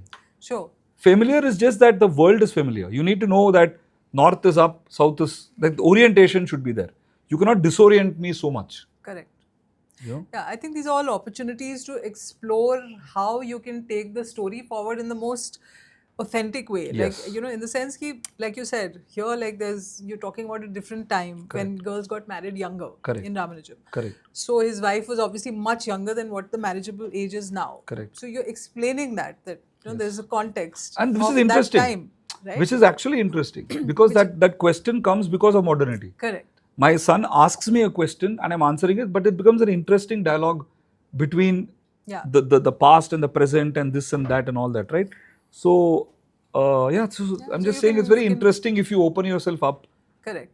I mean, I think somewhere staying true to the story Yeah. and sort of not falling into lazy Not, storytelling. it's a lot of hard work. I yeah. think that is That what is important. is key. Yes. I mean, to my mind, even if you're talking about the same, I mean, like Yes. we've seen so many stories on the Holocaust, Yes. or we've seen so many stories on the struggle against the British, right? Some stand out because Of a new take. of a new take or the way the story is told or It's a storytelling. some point of view. Some are like, you're like, yeah, I've seen a lot of this. I don't want to Correct. see It's it the again, usual. right? Yeah, it's the Like same. I remember Priyanka when there was a lovely quote again from writer's point of view that when you're writing about big events, write small. Small. You've Individual heard, yes. stories. So like if for People. example, if you're telling the story of let's say the partition, most of us know what even if we don't know, we know that's a big event. But if you're telling me the story of a Majidi, Children of Heaven kind of thing, where a small little girl and boy, or maybe he lost his goat, or then it suddenly becomes fascinating for me because it's a big event told in a very small way, and you're constraining yourself to that small world. You're only seeing, like Jojo Rabbit did that. Correct. Jojo Rabbit, life is Yeah. beautiful. Yeah. Life is beautiful never strays from, it doesn't give The yarn. father-son story, like, I mean, and that's Yes. that's why it's so relatable, Yes. in so And I many think ways, so somewhere, emotional. yeah, and somewhere I think magic is when you do something impossible, right? So somewhere if you bring two ideas together, you're asking, like two ideas together which are seemingly incompatible. A sex comedy that a family can watch. A movie on specially challenged people, where the most specially challenged person is the so-called hero. We consider them as, and actually that's a flip. So that's why it's interesting. If I again tell you a story on Down syndrome, you're like, yaar, kitne baar bologe?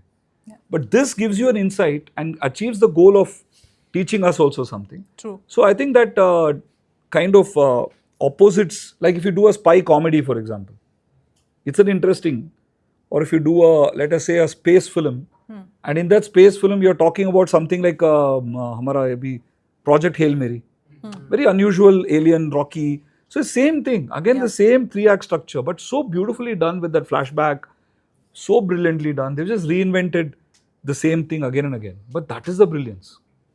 So sometimes don't, like, if people like Benne Dosa in Bombay suddenly, give them Benne Dosa, but give them something different also. Yeah. Don't mess around and make it aloo paratha and say that this is my version of Benne Dosa. That may be too much of a change, Shift, yeah. of a shift. But maybe a little bit you can tweak an option. Hi, my name is Karan and I'm from FTI. I'm a student of screen acting.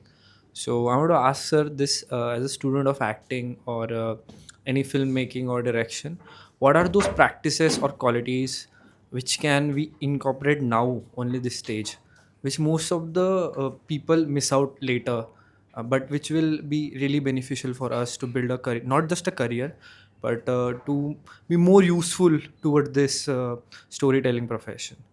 Yeah, I think as an actor, this is true of any technician, but as an actor, you should be better script reader. Please attend script writing classes as an actor, because only then you will know that don't touch the script. Because tomorrow I don't want you to become a superstar and say that ye script, ye scene badlo, and if I ask you why, you don't know why.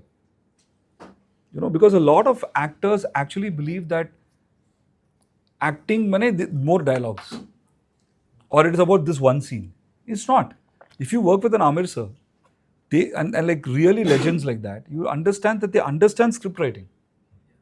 Innately he understands cinema. He knows exactly what is required for that scene, and as an actor he is supposed to service that scene. So if in that scene he is required to stand in the background doing nothing, he'll do nothing. You understand?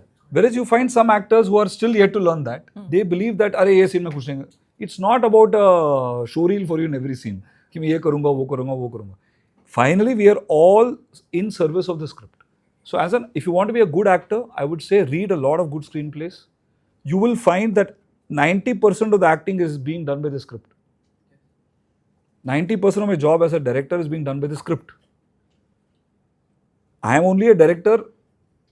Those 10% maybe I am trying to, but 90% I am just, whatever is there on page, I am shooting that as it is. I am doing justice to the script. Now why I am employed? Because it never happens. That suddenly everybody is rehearsing together and it comes out. No, there are always things which go off. Then you need a director to bring it back to the script and say, boss, wait, that is not what the intent of the scene is. Or that is not what the intent of the shot is. You are supposed to be right now flirting with her, but it looks like you are a creepy guy. That's different from, you're not a creepy guy. You're flirting with her. And she likes that. So that is my job. But I am bringing you back to the script. Kiya bhai, ye likha hai. That you're flirting with her and she's enjoying it. But right now your expression is that of a creepy guy. So wo mera kaam hai. Same way as an actor, you should be so good in reading scripts that you, acha, at this time I'm supposed to do this. Why? Because if I do this in this scene only, then in the 30th scene when I explode, everybody is like scolding me, my papa is scolding me, mama is scolding me, wife is scolding me. Very important that 30 minutes of the film I should be a loser. Only then when I change, but a lot of actors don't know that. They will come to me and say, why don't we start the film with that scene where I hit him back? Yeah. You understand? Then you have to explain to them, but Baba, you are the hero. Right. You will get all the money and all the applause. But wait, 30 minutes audience has to feel that you should hit back. Then when you punch back, like you see in Pink, you see in the movie Pink, beautiful masterpiece, right? Where does Amitabh sir come? At the interval block. Interval block mein aake he opens the door with that lawyer's coat. In Chennai, I was whistling and hooting along with everybody else. Yes. But unless Amitabh sir understood why that moment, because he's Amitabh, yeah, he knows. You're a great director, that 1 hour or 1.5 hours, you're like, arey yaar, itna anyay ho raha hai, and angry young man is not getting angry. Yeah. He's sitting there doing nothing and you're getting angry on him. Sir, save them. Only you can save them. Then when he comes, all he does is open the door, he's wearing a coat and then he walks back and here you're hooting. That is cinema. So now that acting, as an actor, he understands where he has to do what. Imagine if at that time he has come and said, hey, मैं कुछ नहीं कर रहा हूँ, मुझे करना है, then you miss the whole point. So as an actor, please read scripts. Please become a servant of the script like directors are. Good directors, and everybody understands script writing. Then automatically you'll become a great actor. Because that is what Amir sir does, that is what Ayushman does, Bhumi does, Jenilia, like all of these good actors are all people who are innately understanding that. Yeah. Also character arcs, no? Because character arcs. People like what you're saying, that people want to be like the hero or heroine from the first frame to the last frame. Correct. And where is your growth? Where is your journey as a character, Correct. right? Like, and people then don't, like, they can't connect with you. Correct. Right? It's very like limited connect. Chalo, Correct. shuru se, entry ke baad, people are just punching their way through. Correct. In fact, the best actors and superstars, they spend most time in the script to the director, understanding the script. Because they know only if that works, that I'll get that same. Because they've been through 30, 40 films where they've got that applause and maybe 5, 10 films where it has missed. So they know I would say the really legendary ones and the big, even character artists, they respect the script. In fact, they say, no, don't change it, achha hai, rakh lo. Please don't change this line. Yeah. You know? Correct. And they also respect the co-actors. Yeah. Most of these guys are very good with making you a better actor. Like Amir sir does that so beautifully. He will make you so comfortable. Yeah. I would say even Kalaji, Brijendra Kala, whom I'm a big fan of. I want to cast him in every film of mine. He's fantastic. He makes everybody a better actor. Yeah. He makes it so beautiful. He just makes a scene come alive. Come alive. Anything you give him, in this particular scene, I'll say, Kalaji, आपको एक question पूछना है cinema के बारे में. I don't know what he will do, but he'll end up laughing. Something he will do where your eyes will go to him and he will make you laugh. Because he is such a genius and he does it at such a simple, very innocent level, but he knows exactly what he's doing. Okay? So I think when you work with actors like that, Dolly G again, Genelia, like Genelia and all just lights up the screen. She'll be sitting here and she'll be talking about dropping her kids to school and Ritesh ka Shivaji mein ye ho raha hai, wo ho raha hai, today I have to do 10,000 walks and talk, we're talking. Ma'am, your scene is, like, yeah, Prasanna, so, and there she's suddenly like a heroine. And I'm like, oh my God, she looks gorgeous. How does she do this? And then she'll come back, I was talking to you about my kids. Like, you're like, my God, you know. But that's because she's done so many films. Correct. It's like that for her, you know. And most of these guys actually listen to directors. They want to listen to directors. You also have bad directors who don't know what to do. But they want to, they love directors who love them and who are, like, they should get a sense that the director is working for the film. He's protecting me, he's working. If you get a sense that the director is invested in the film and nothing else, then they also, but if they find director wo kuch shot laga raha hai, wo lighting pe, they're like, but what about my performance? I don't know, it's fine. But that, you know, that light, then that's not, I feel, my kind of direction. For a budding new actor, how important is it to be involved with, or at least be aware of everything that is, every department that is coming together to make this scene happen, to make this film happen? Which of the two things are more sort of advisable for somebody who's starting out in acting? Yeah, it's a great question actually. See, first I think you need to do your job well, and that's why you're there. And eventually over years you will kind of pick up on a lot of things and all that. But I think initially, very simple, yeah, you're called, you're an Uber driver. All of us are Uber drivers who are called and booked for a purpose from point A to point B. My best definition of a director is also that. Amir sir is expecting me to drive from point A, which is the script which he has liked, to point B, which is hopefully translating well on screen. Beyond that, nobody knows, hit, flop, nothing. So yeah, point A to point B, if a Uber driver is driving you well, with no accidents, hopefully, with no sudden speed breaks, going silently where you can enjoy a ride, why will you want to poke your nose into that? Correct. Now, if that person is jumping red lights, if that person is abusing somebody, then you're like, man, does he know to drive? Then you get panicky. Yeah. Right? So it's similar for everything. Like I have also been an actor on set where I feel that this director is not going to get a good performance out of me because he's not taking care of me. Right. You know, then you get very panicky, then you end up overacting, you start overcompensating. Scene अच्छा नहीं है, so you start putting more energy. Right. Then on, अरे यार ये तो overact कर रहा हूँ मैं. Because I know that मुझे कुछ करना है भी. Yeah. And you also There's start nothing looking. to support it. Like, Nothing to support it. Yeah. When you see a well-made film with a good director, good writer, good team, it's you just forget everything. So the beauty of cinema is, the best craft is when it is invisible. Right. It should seem that it is life. Is what I feel. You know, even a big film, whatever. Yeah. Like Bahubali ke andar, I go into that world. So when somebody told me when it released here, some people were also, oh, VFX is not good. I said, hey, what VFX? मुझे तो मजा आया. I was whistling only. Throughout I was whistling. Because I didn't notice anything. I was like into the world, man. And you need to retain that sense of audience wonder. Because you're not going to have everything perfect when you're making a movie, right? You need to know that the emotion is working in this scene and there is good enough of stuff. Now we should approve this and move on. Yeah. So I think as an actor, I would say, stick to your job initially, just do your job. Irrespective of inputs, you study the script, you take your notes, work well with your co-actors. Yeah. I mean, just be a nice guy, overall. You know, all of us have to be well behaved. True. Acha, by the way, this Amir sir is called a perfectionist, right? Yeah. So I want to first tell that if anything, is a perfectionist in behavior. Right. More than, and you've worked, I mean, you've seen. So just the way he talks to people, just the way he's on time. Yeah. I think that is something we should emulate. Yeah, I think what is, so people sometimes, I was reading an article somewhere. So perfectionist is not that he thinks he's perfect.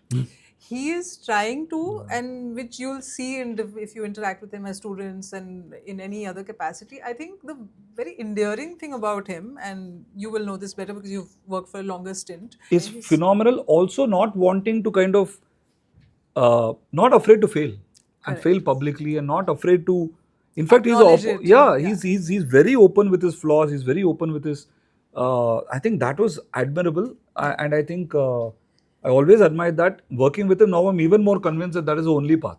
Yeah. Because there is nothing. See, creativity, when you do it long enough, no, you realize it's not even a talent. It's like you're turning up onto the cricket field. You're like, even if you're Sachin Tendulkar, that ball can get you out. This ball I have not faced. Right. It's every ball is a unique ball, right? Right.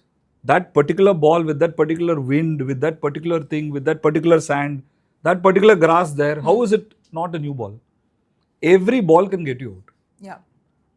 I think if you have lived long enough in cinema or anything, you realize every day you come and if anything, the best people realize that you're aging. Your faculties are not working that much. So I have to work doubly harder.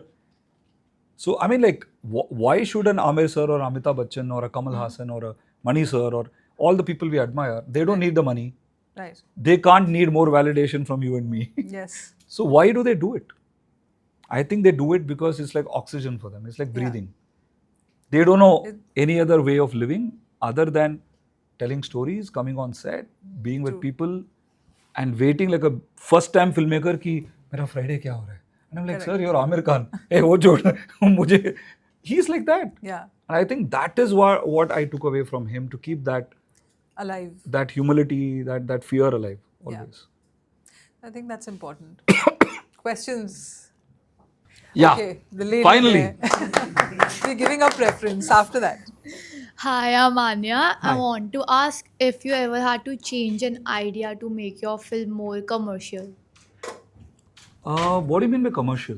Like, the audience would like it more, like more appropriate. See, eventually as a mainstream filmmaker, I'm making a film for an audience. Right? I'm only like Sabari tastes that berry and then gives it to Lord Ram. I taste a scene and say, okay, it is good, and then giving it to you.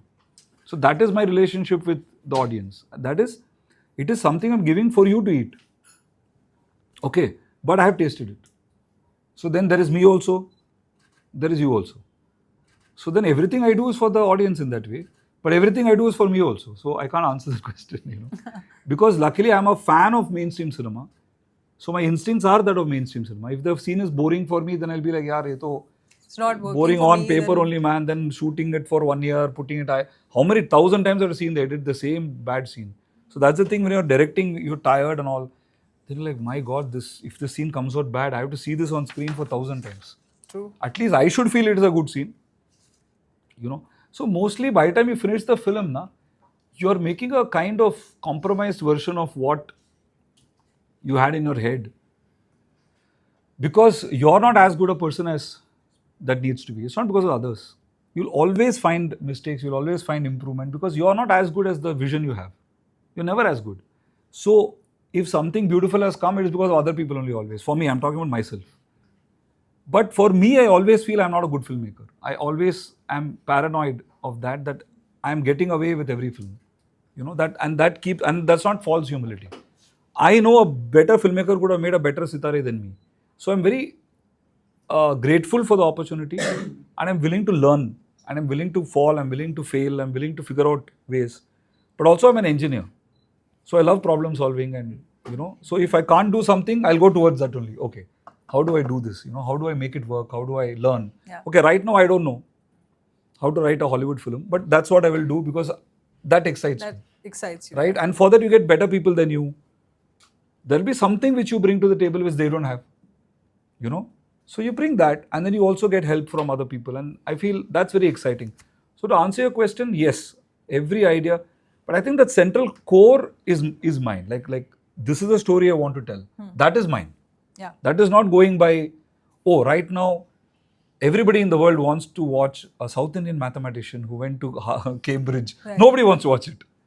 But I feel that if I make a movie, I can get more people to watch it than what other people think. And that's exciting. So the core thing is always my thing. But after that, how to make it as a film, you're constantly learning from the other films that you see, how to make it more exciting. Yeah, like yesterday I saw the trailer of Kara, Dhanush film with Vignesh directing it. What a trailer it was, man. I saw that and I should make a heist film. I'm thinking, can I make Ramarjam as a heist Heist film? film. Who Mathematical knows? heist. Yeah, The I mean, calculation. yeah, but you don't know what will. Then I was Yeah, watching what can spark Mayadagan. off what? I was watching Mayadagan while I was editing Sitare. And that gave me actually a lot of confidence. Like, Mayadagan is also very similar to Sitare at its base. A guy outsider coming in, judging this person to be lesser than him, and eventually learning the lesson of life from him. It's a similar journey, right? So I called up Prem and said, just when we were editing Sitare, I saw your film. It gave me a lot of confidence, you know, in the fact that here is a film which I like, you know, and it's working for me. I don't know for the audience. Hi sir, I'm Samat from Pune Screenwriting Department from FTA. I had a question. अभी जो बहुत सारे film है ना commercially, मुझे ऐसा लगता है कि वो एक रेस में है, they are in a race कि यार मेरी फिल्म अच्छी है, मतलब नॉट जनरली कि एक दूसरे के ऊपर टारगेट करते हैं रिगार्डिंग फिल्म कि इस फिल्म का प्लॉट अच्छा है तो इसकी कमाई अच्छी होगी, उस फिल्म की कमाई इससे भी ज़्यादा हो सकता है. एज एन ऑडियंस में ऐसे इंटरप्रेट कर सकता हूँ. सो डू यू थिंक कि ये जो इंटरप्रिटेशन करना है या फिर फिल्म का एक दूसरे पर हावी होना ही फिल्म को ये करते हैं, हार्म करते हैं इन अ वे. और दूसरा सवाल ये था कि जितना फिल्म में कमर्शियली ज़रूरत है लोगों को देखने की, मतलब as a part of entertainment, how much indie films are important उसके साथ. सो ये सवाल है. So, what was the second question? Indie How films. much indie films are important as commercial films are important? See, as an audience, as a consumer, I watch all sorts of films. So, मेरा सवाल ऐसा था कि अभी मैं बाहर जाकर FTA के जब काम करूँगा, इट्स नॉट पॉसिबल कि मुझे हर फिल्म कमर्शियली मिलेगी लिखने को, डायरेक्ट करने को या फिर असिस्ट करने को. I have to go to artistic director उनके साथ काम करने के लिए, because I have to survive. But जितना कमर्शियली फिल्म्स एक साल में बनेगी और मुझे जितना रिसोर्सेस अवेलेबल होगा वहाँ तक पहुँचने के लिए, it's might be limited. So I have to go to work with artistic director. So उस पॉइंट को लेकर कितना इम्पोर्टेंट है कि आर्टिस्टिक फिल्म में भी इंडस्ट्री में बने और कमर्शियल फिल्म भी उतने ही बने. see, पहले ये जो आप एक you're trying to differentiate between artistic and commercial, ऐसा नहीं है. There is an artistry to an Atlee's film. When you see the action sequences in an Atlee film, which many people look down upon, try doing that and show to me one action sequence from an Atlee film as a director. Show me the storyboard. So ये जो हवा बना के हम बैठते हैं ना film school में, I'm not saying you're doing it. I have been part of it. Oh, the Shankar films. Try doing it. So, most of the commercial films that are becoming hits, there will be a lot of sociological reasons why they're becoming hits. There is something that is the culture is telling you. That the zeitgeist of the country is telling you, I need to watch this now. So it's a very important sociological document. जैसे fossils होते ना, when you dig the ground, years later you will find that dinosaurs came in this. Films are a very important document of the times. So which is why films are very important documents for sociological studies. Which is why films should not be banned. Because they are an artifact to be studied. You may agree with them, you may disagree with them, you should disagree with them, you should write articles about it. Because it is a reflection somewhere of society. And it is a tool for you to understand the society. It's like telling that I'm taking a blood report, now from now blood report should not be taken. Because I don't like the readings of the blood report. So, even in so-called commercial cinema, there is a lot of artistry. And even in the artistic cinema, there is a lot of commercial, where directors don't pay their assistants, where producers still don't pay their directors, where there is a formula for a festival film. थोड़ा poverty दिखा दो, सब कुछ होता है भाई. So when you come out of the ideal world of a film school, you realize that everything is mixed. You will find extremely talented and artistic people doing commercial films, so-called commercial films. You will find all sorts of people, you know. So I think as a person coming out, you can be more open. Anybody who you like, who you respect, you work with them. Don't fall into this false dichotomy of ये commercial picture है तो अच्छा है या बुरा है. Also the reverse can happen. Yeah. If you find a person who's a good mentor in your department, please work with them. It's the person that you're working. And which department you're in writing? Screenwriting. So you have to, whatever is your voice, what is the movies you like, you kind of try to work in such movies. And don't fall into कि ये artistic है, वो commercial है and all that. Eventually all of us need money. And eventually all of us need appreciation from critics also. We all yearn for it. So I think, for example, when I see RRR, when I see Atlee's films, when I see the way the action sequences are directed and done, I think the world should learn from India how to do those films. A so-called normal, average Telugu film, Tamil film, lot of films like Durandar, for example, the world should study from us how to shoot songs, how to shoot action sequences. Yeah. It's high time we own it. You know, I'm not looked down upon it. And I was a student in film school who used to not look down upon it. But I met a lot of film profs who used to say Fellini's film is the best film. Arey, wo sab chodo yaar abhi. We have also traveled to France and come. They're also humans like us. I went to Berlin for the first time and realized why the German films are so silent. Because nobody talks. We want to make our artistic film, and producer want his a big budget or a big collection film. So sometimes he say add 2 item songs. तो यहाँ से इसमें hero को ज़्यादा footage नहीं है तो ये सीन चेंज कर दो. तो इसमें हमारा स्टोरी लाइन या प्लॉट मिस हो जाता है. तो how to deal with this situation, और प्लॉट को वैसे ही रखना चाहिए या हमारी पहली फिल्म है इसलिए एडजस्ट करके सर्वाइव. यही मैं बोल रहा हूँ, if it's an adjustment, it will show. So as your first break, when you're trying to tell a story, right, you have to be clear what is the type of film this is. If there's a reference point, for example, you say, for example, I'm making a movie like Lagan. Or a reference point is I'm making a movie like, let us say, like a Shubh Mangal Savdhan, whatever. There's a reference point for the producer to understand. Quite often, the conflict comes because of communication error. जो आपके मन में है ना, if you find 2-3 other films which are in that zone and go to those producers, the conflict will not arise. But this is a time-consuming process. So how to survive? How to do it fast? Yeah, artist. How to survive artist? That's why AI is coming. Because producers have figured out, like we have problem with them not giving the money. They'll ask to put item songs. So they also figured out why go to a writer. Just get AI to do it. So you have to be clear on the fact that whether something is a compromise or not is something only you can decide. So thank you so much. Thank you, Priyanka. I mean, you've been a wonderful host. Thank you for being a lovely guest and being so patient.